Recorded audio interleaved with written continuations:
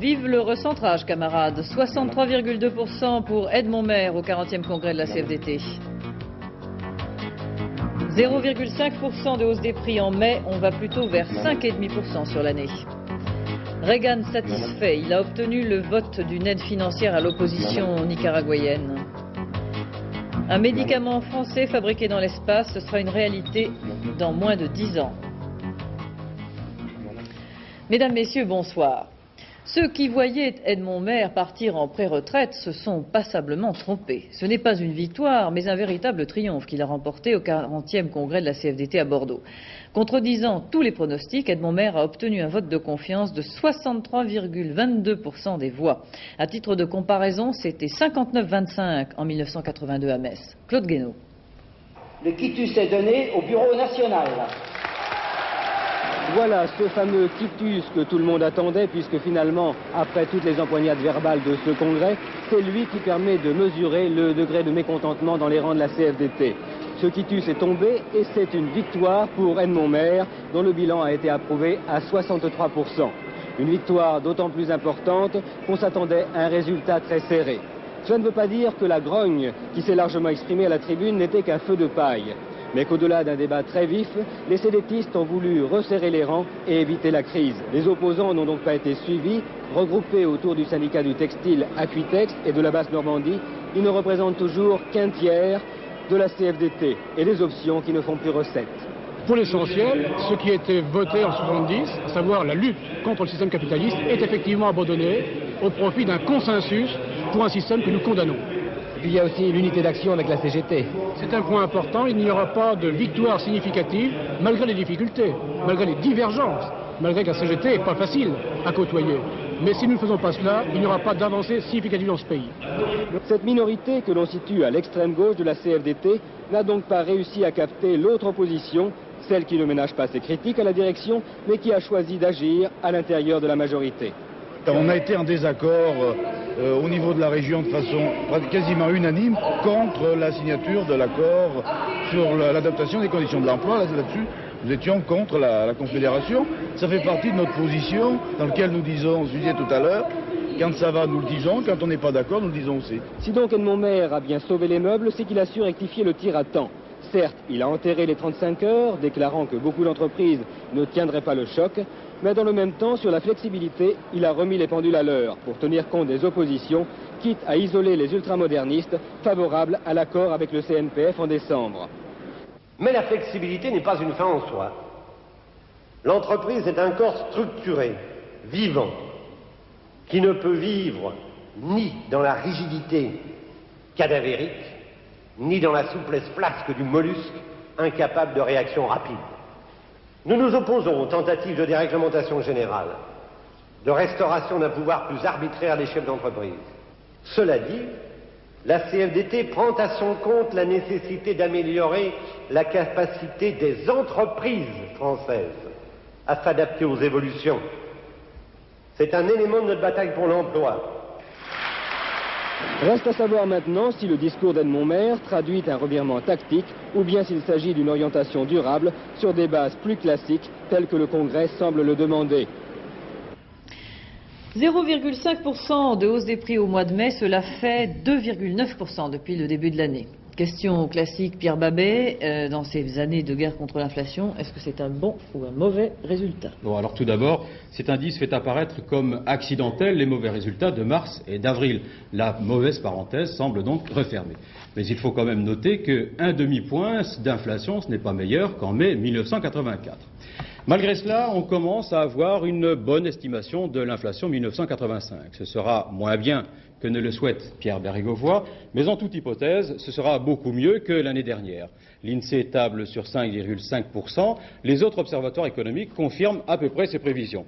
Le Bureau d'information et de prévision économique, 5,6%. La désinflation se poursuivra grâce à la modération des prix des importations.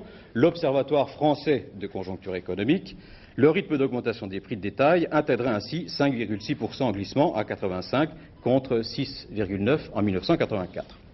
Donc, ça s'éclaircit sur le front des prix, mais reste préoccupant le différentiel d'inflation avec l'Allemagne. Notre premier client et notre premier fournisseur n'a fait que 0,1% en ce même mois de mai. Pour un pays, il y a deux façons de trouver des investissements. Encourager les entreprises nationales à investir et puis convaincre des étrangers de venir s'installer. À titre d'exemple, en 1984, les investissements étrangers en France ont créé ou conservé 13 400 emplois. Oui, mais voilà, chez nous, l'administration a la réputation d'être tatillonne et procédurière, ce qui décourage un peu les bonnes volontés. Sensible à cet argument, le ministre du Plan, Gaston Defferre, a pris un certain nombre de mesures pour simplifier et accélérer les procédures. Pierre Babet.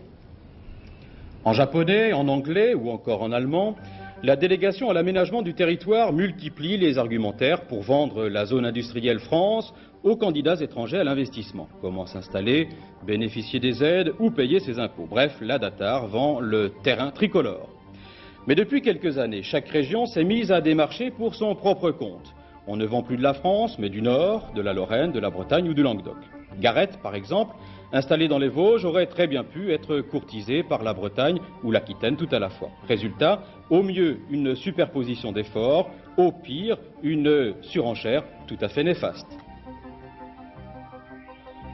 Depuis la décentralisation, les régions, à juste titre, ont entrepris un certain nombre de démarches à l'étranger. Or, ces démarches faisaient parfois double emploi avec celles du gouvernement. J'ai réuni les présidents de région pour coordonner l'action de tous, dans l'intérêt de tous, des régions, du gouvernement, de l'État et des entreprises étrangères. Ainsi, je pense que nous présenterons désormais un certain nombre d'avantages nouveaux qui peuvent attirer ici des entreprises étrangères que nous souhaitons voir s'installer dans notre pays. Vous voulez dire que les régions, avec les nouveaux pouvoirs qui leur ont été donnés, avaient plutôt tendance à entretenir une sorte de guerre franco-française pour les importations? Non, pas une guerre, mais des initiatives qui parfois se doublaient avec celles des représentants de la DATAR ou du gouvernement. Plusieurs dizaines de milliers de TUC, les travaux d'utilité collective, vont être créés dans le cadre du plan informatique pour tous. Le Premier ministre l'a annoncé aujourd'hui en précisant que ce pourrait être de l'ordre de 40 000. En France, les femmes travaillent de plus en plus à l'extérieur, comme on dit. Une étude du CERC, le Centre d'études des revenus et des coûts, montre que les enfants ne sont plus un obstacle. Plus de la moitié des mères de famille ont un métier. Autre confirmation, ce n'est pas uniquement pour amener un peu plus d'argent au foyer. Le détail de cette étude, Véronique Bonnet-Norin. La majorité des femmes françaises qui ont des enfants travaillent et sont même 10 fois plus nombreuses qu'il y a 20 ans. Avoir un métier, gagner de l'argent, être autonome financièrement et psychologiquement, exister autrement que comme épouse de ou mère semble devenir le modèle dominant. Si la rentabilité financière reste pourtant la première raison du travail des mères de famille, malgré une amputation de 25% de leur salaire pour les impôts et les gardes d'enfants, tout de suite derrière viennent des motivations visant l'autonomie. Ainsi, un revenu même modeste donne droit à une sécurité sociale en propre et à des points de retraite. Un métier permet aux mères de mieux s'intégrer dans une société dont les valeurs ont bougé. Dans la même logique, l'étude du CERC, le Centre d'études des revenus et des coûts, montre clairement que les femmes, plus elles sont diplômées, plus elles travaillent. Car elles ont alors un métier non seulement mieux payé, mais aussi plus gratifiant. Néanmoins, la durée de leur travail reste proportionnelle en sens inverse au nombre de leurs enfants. Plus ils sont nombreux, moins elles s'activent hors de la maison. Enfin, on s'en doute, celles qui travaillent sans s'interrompre sont gagnantes sur le plan pécunier. Leur salaire est supérieur de 20%. Après le temps des revendications féminines au clairon, voici donc le temps des mutations silencieuses, mais irréversibles. L'augmentation du travail féminin s'accompagne d'autres changements. Elles exercent maintenant des métiers réputés jusque-là réservés aux hommes. Ainsi, la Bourse de Lyon a depuis ce matin la première femme agent de change en France. Son sexe ne l'a pas empêché de suivre la tradition familiale. Alain Pelletier. Petite révolution tranquille ce midi à la Bourse de Lyon. Pour la première fois, une femme siège autour de la corbeille. Sylvie Girardet a été en effet admise hier au sein de cette compagnie très fermée qui regroupe les agents de change exerçant en France et où elle porte désormais le numéro 100.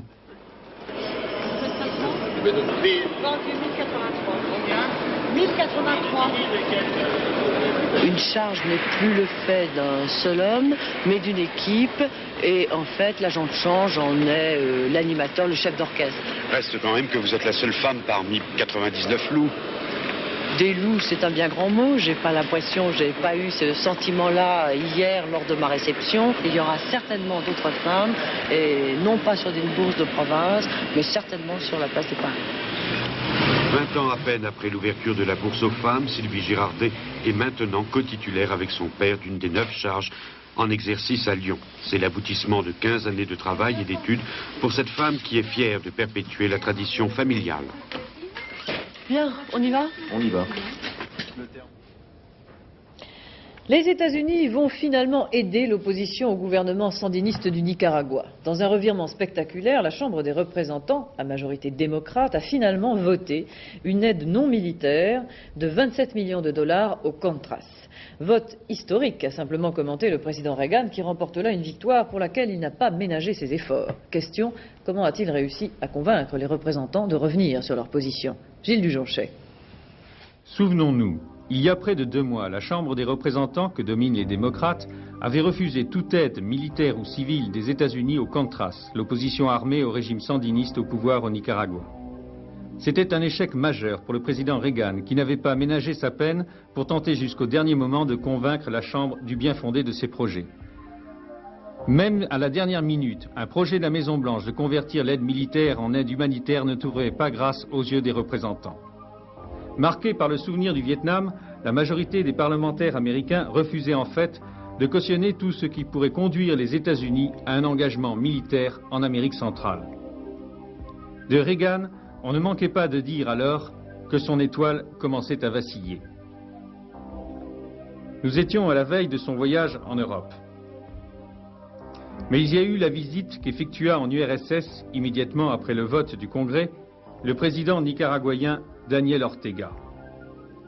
Bien qu'il n'y ait pas été question d'assistance militaire au régime sandiniste, ce séjour à Moscou n'en fut pas moins ressenti comme une provocation par le Congrès des États-Unis, qui a estimé avoir été bien mal récompensé de sa modération. Alors Ronald Reagan reprit son projet d'aide civile à la guérilla anti-sandiniste. Et recevant mardi à la Maison-Blanche, à la veille du vote des parlementaires, il prit l'engagement par écrit devant eux qu'il ne rechercherait pas le renversement militaire du gouvernement sandiniste. Le résultat est là. Hier soir, 73 membres de l'opposition démocrate se sont joints aux républicains pour approuver les 27 millions de dollars qu'ils réclamaient pour les 9 prochains mois. Plus grave, outre l'approbation d'une aide civile aux Contras, une majorité s'est également dégagée pour repousser un amendement qui aurait prolongé au-delà du 1er octobre prochain l'interdiction de toute aide directe ou indirecte à des activités militaires à l'intérieur du Nicaragua.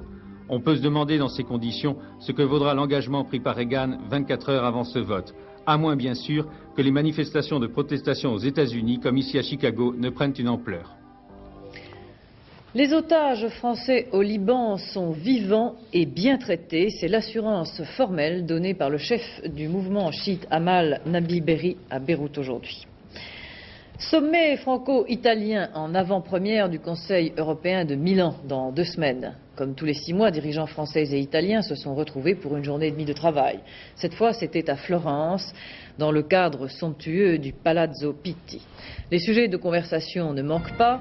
Conséquence du veto allemand à la baisse du prix du blé, préparation du sommet de Milan donc, avec la relance politique de l'Europe, le projet Eureka, poursuite des entretiens entre le président Mitterrand et le chef du gouvernement italien Bettino Craxi demain. Les Européens aborderont au moins le sommet de Milan avec un budget. Le Parlement de Strasbourg l'a adopté aujourd'hui avec 6 mois de retard. Montant près de 200 milliards de francs.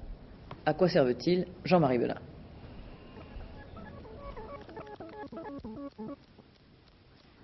Dans un instant, le reportage de Jean-Marie Belin sur l'utilisation du budget européen. Là, non, c'est la bourse. C'est pas encore le moment pour la bourse. Il y a des problèmes. Le budget a été voté avec 6 mois de retard et il arrive avec quelques secondes de retard dans ce journal. Mais il arrive. Le voilà. Un chiffre d'abord, son montant, 195 milliards de francs. À titre de comparaison, c'est environ 1/5 du budget de la France. Mais c'est un budget en équilibre. Augmentation par rapport à l'année dernière, 4,7%. Premier chapitre, les recettes. Il n'y a plus depuis 80, vieille idée reçue à détruire, de contribution nationale, même pas britannique. Les 2 principales recettes sont le 1% de TVA, 55% des recettes, et les ressources propres comme les droits de douane sur les produits importés de l'extérieur de la communauté, 38%. Deuxième chapitre, plus intéressant, les dépenses. Près des 3/4 vont à l'agriculture et à la pêche, 73%, dont 70% pour le seul fonds d'orientation et de garantie agricole, ce sont les prix agricoles, 137 milliards. C'est énorme, mais c'est aussi la seule politique intégrée. Il reste peu pour le reste. 6% pour la politique régionale, 6% pour la politique sociale, 5% pour faire marcher les institutions, la Commission de Bruxelles coûte très cher, bien plus que le Parlement, 4% pour l'aide au développement, c'est peu, et 2,5%, c'est encore moins, pour la recherche et les transports. Reste maintenant à se mettre d'accord pour utiliser ce budget. Une information que l'on vient de m'apporter à l'instant, une confirmation. Comme nous vous le disions hier soir, le Premier ministre portugais, M. Mário Soares, a annoncé ce soir à la télévision qu'il avait fait part au président Yanes de son intention de démissionner de ses fonctions de Premier ministre pour permettre de trouver, dit-il, la solution la moins onéreuse à la crise ouverte par la démission des sociodémocrates de son cabinet. Le nombre des détentions provisoires en baisse sensible de près de 3% en 6 mois. C'est le résultat de l'application de la loi de juillet 84, créant un débat contradictoire entre le juge, l'accusation et l'avocat avant toute mise en détention. Aujourd'hui, le nombre de prévenus est de 21 000, le chiffre le plus bas depuis le 1er janvier 82. Antenne 2 et RTL toujours en tête. Le traditionnel sondage CESP a donné aux radios et aux télévisions l'état de leur auditoire. Mais qu'est-ce que ce sondage CESP et puis à quoi sert-il? Francine Raymond. CESP, Centre d'études des supports de publicité. 4 lettres que les professionnels de la radio et de la télévision connaissent bien. 3 fois par an, la publication d'une nouvelle vague du CESP constitue un test pour chaque radio, chaque télévision. Même si ce sondage est souvent mis en cause, il est toujours très attendu. 3 fois par an, un événement dans la vie d'une radio, une relative agitation, une certaine forme d'énervement, mais en définitive, tout ceci conduisant à une nécessaire analyse qui ne peut être que sereine et faut-il certainement se garder de tirer des conclusions à partir d'abord de tirer des conclusions à caractère spectaculaire, si vous voulez, et de tirer des conclusions à partir d'un résultat ponctuel. Ce sont les radios, les chaînes de télévision, les agences de publicité et leurs clients qui financent chacune de ces études du CESP. Études réalisées selon les méthodes traditionnelles du sondage. Chaque auditeur, chaque téléspectateur doit répondre à un questionnaire sur son écoute de la radio et de la télévision. On peut dire pour chaque chaîne de radio et télévision, séparément d'abord lundi, vendredi, puis samedi, puis dimanche, parce que les profils sont assez différents, pour des raisons tout à fait évidentes. Combien de gens écoutent quart d'heure par quart d'heure et quelle est la structure de cette audience en termes social, démographiques, économiques, etc. Si le sondage CESP est un verdict pour les programmes de la radio et de la télévision, c'est aussi un instrument de mesure qui permet de fixer les tarifs de la publicité. Le système fonctionne bien pour la radio, un peu moins bien pour la télévision. La profession actuellement réfléchit, parce qu'elle est complètement soumise au problème, réfléchit à la mise au point d'outils plus sophistiqués qui permettent une connaissance des audiences au jour le jour, jour daté comme je viens de le dire. Ces outils-là, ils existent dans le cadre de CO, devenu récemment Médiamétrie, mais ils ne sont pas à la disposition des annonceurs et des agences. Autre préoccupation des professionnels de la publicité, la prise en compte par le CESP des nouveaux médias, les radios locales privées dont on ne connaît que l'audience globale et à l'avenir l'audience des télévisions privées. Un médicament français fabriqué dans l'espace et vendu d'ici 10 ans. Ce n'est plus du domaine du rêve. Depuis l'accord que viennent de signer 2 industriels français, Matra Roussel-Uclaf, avec l'américain McDonnell Douglas. Les premiers échantillons pourraient être fabriqués dès l'année prochaine à bord de la navette spatiale américaine. Daniel Durandet. À l'image des premières préparations pharmaceutiques effectuées par l'américain Charlie Walker, le premier laborantin de l'espace, les industriels français sont bien décidés à utiliser à leur tour les conditions exceptionnelles de la microgravité. Par le même procédé d'électrophorèse, ils tenteront en janvier prochain de séparer solutions et solvants par les effets d'un champ électrique. L'intérêt, on peut séparer 500 fois plus d'hormones en apesanteur que sur Terre et surtout obtenir un produit 4 fois plus pur. Notre rôle dans cette opération est essentiellement de promouvoir l'utilisation de la microgravité auprès des industriels qui n'ont pas l'habitude de l'utiliser, c'est-à-dire ce que nous appelons dans notre jargon les industriels non spatiaux. Autrement dit, les pharmaciens, les métallurgistes, les laboratoires scientifiques, tout cet ensemble de gens qui travaillent essentiellement au sol et qui pour l'instant commencent à découvrir petit à petit les avantages de l'apesanteur dans certaines de leurs processus. Le nom de ce premier médicament français, Made in Space, est bien sûr jalousement tenu secret.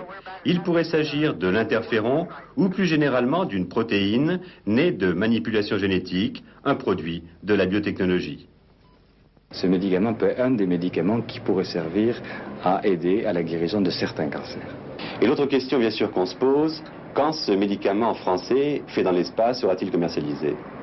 On peut difficilement répondre à la question et fixer une date. Nous avons prévu effectivement d'essayer de faire la première expérience avant la fin d'année et au plus tard au début de l'année prochaine. À la suite de cette première expérience, il faudra calculer les rendements de purification et la quantité de produits à fabriquer. Et à partir de ce moment-là, nous étudierons le produit comme un produit fabriqué par les voies traditionnelles et purifié par des voies normales. Et ceci peut prendre un temps plus ou moins long en fonction du type d'activité de produit, du type d'essai clinique à conduire et des résultats obtenus. L'expérimentateur pourrait bien s'appeler Charlie Walker ou même Patrick Baudry. Je crois qu'il est vraiment prématuré d'en parler. Pour l'instant, je vais faire ce vol le mieux possible. Et ensuite, on reparlera de tout ça. Mais néanmoins, c'est une très bonne nouvelle que des industriels français se lance dans cette voie de l'espace, dans un travail réel et rentable dans l'espace. Et ça, j'en suis extrêmement heureux. Et je ferai tout pour les aider et pour voler pour eux si c'est possible. Patrick Baudry est à Houston pour l'excellente raison qu'il va déjà s'envoler à la fin de la semaine pour l'espace. Le dollar s'est un peu redressé aujourd'hui, mais en revanche, les bourses de Paris et de New York ont franchement du vague à l'âme. Le dollar semble sortir à petits pas de la phase d'hésitation de ces dernières semaines. Il s'est affirmé nettement ce midi à Paris, mais il s'est tassé par la suite avec la publication d'un chiffre ambigu sur l'économie américaine. À la Bourse de Paris, le petit repli d'hier s'est transformé en un véritable recul. À qui la faute? Aux vendeurs, français et ce qui est plus grave, étrangers, qui considèrent que les valeurs ont atteint un plafond.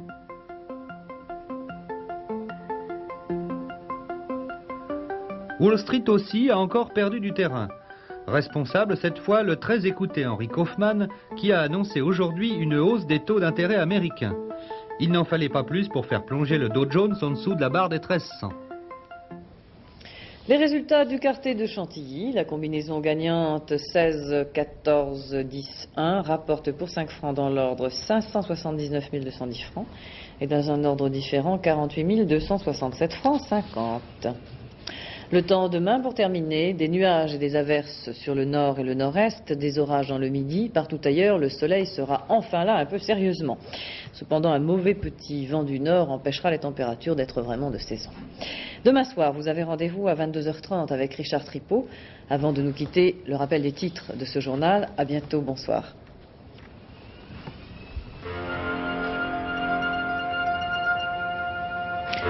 Vive le recentrage, camarades. 63,2% des voix pour Edmond Maire au 40e congrès de la CFDT.